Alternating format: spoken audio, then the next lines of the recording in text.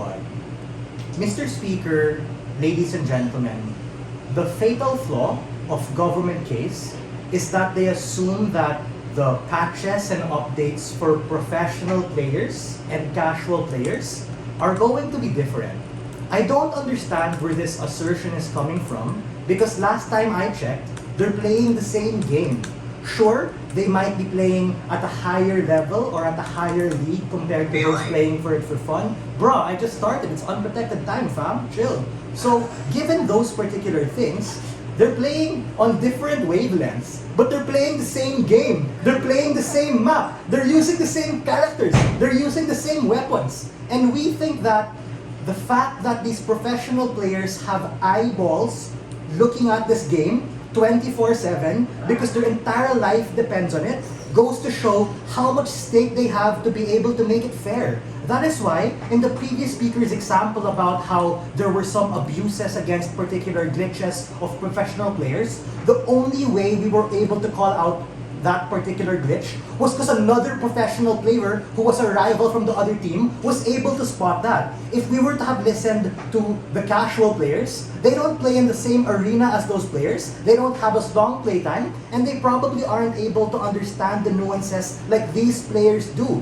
It's similar to how these professional players have seen the map so many times that they know when there's a glitch in the wall, they know when they're able to shoot through a particular object, all these nuances which aren't able to be spotted by casual players but do affect those casual players in a similar way. Before I move on to my extension, a few extraneous rebuttals against the previous speaker. I'll take your POI later.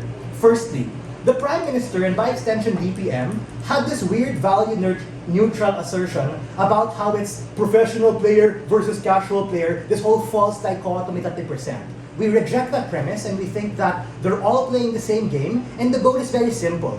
Where can we have an innovating, fun, and fair game for both professional players and casual players? Because even if you're a casual player, it's not like your life's on the line or your revenue's on the line if you lose a particular huge world championship for esports because your opponent was able to use a particular glitch against you, that we can't expect casual players to understand and know. That's why a lot of game meta innovation does come from professional players. Meta isn't bad, like what my partner told you. These things are natural parts of the game that are precisely led by professional players and even casual players who are so good that they're able to hold the counter against those particular players. We think that it's in the interest indeed of casual players when we actually listen to them, because we think that these casual players also compromise the fan base for these particular professional players. That's a golden nugget characterization you get from my previous speaker that they didn't respond to. It's not casual versus professional. A lot of these casual players are also streamers, ladies and gentlemen. They're also YouTubers. They also use Twitch.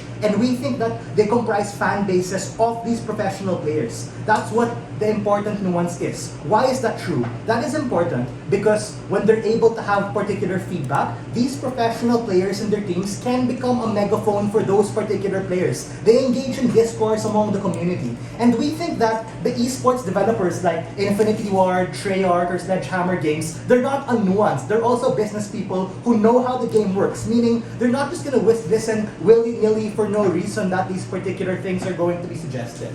Now, with regard my extension, what is as follows, other rebuttal will be integrated. My extension is how do esports communities work and what is the involvement or relationship between professional players, the teams they're part of, casual people who play, and people who comprise their fan bases. Because it's not as monolithic as the previous speakers assert. These things are a community. That's how esports work as an industry.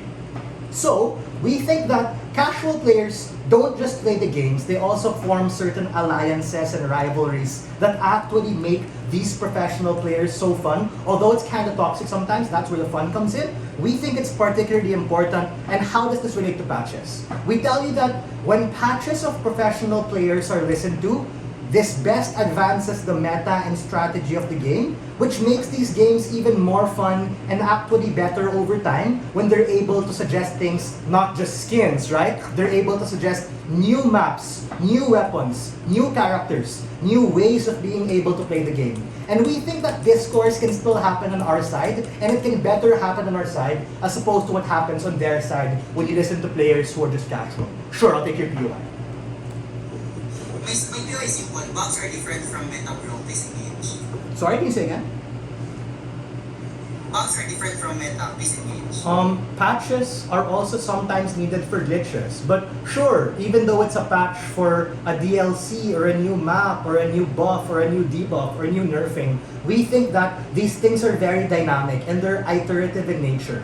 Sometimes you make mistakes, and this happens on both sides if you listen to majority of fans or professional players. But we think professional players are faster able to spot it simply because of the game time and experience they have playing that particular game. That's why they're one of the best in the world. That's why they're able to harness so much power for it. We need to understand that the meta and strategy are dynamic and evolve, and this is a unique, specific need for esports developers because they of course want to be able to extend the runway for their particular games as long as possible to be able to make more profit and revenue and provide the best products and services to their fans. Why? And this is the nuance to the developers. Because they want more information to make better sequels and better renditions of the game. That can only happen when we're able to have innovation faster and better, when the meta evolves faster, when we listen to the people whose lives are on the line who are playing the game, when we listen to people whose fan bases are clamoring for them to win the World Championship, similar to how we clamor for the teams we want to win the World Debate Championship. There's so much fan base and nuance and virality and discourse that happens amidst these particular ecosystems. And we think that the professional players are best able to subsume the benefits of these particular individual casual players. And even if they don't, it's okay, guys. Not everyone can be happy. We think that on our side, there are going to be a small percentage of people who might get turned off because, I can't evolve with the game anymore. Then maybe play something else or continue to play but not to win anymore. Old people are like that, right? Millennials are kind of like that on the upper end of the spectrum. They play a game, they want to enjoy, they play with their friends, they might lose, they might never become a diamond league and whatever, and that's particularly fine. On our side, you get better games, and we think professionals can best champion those names. Very proud to oppose.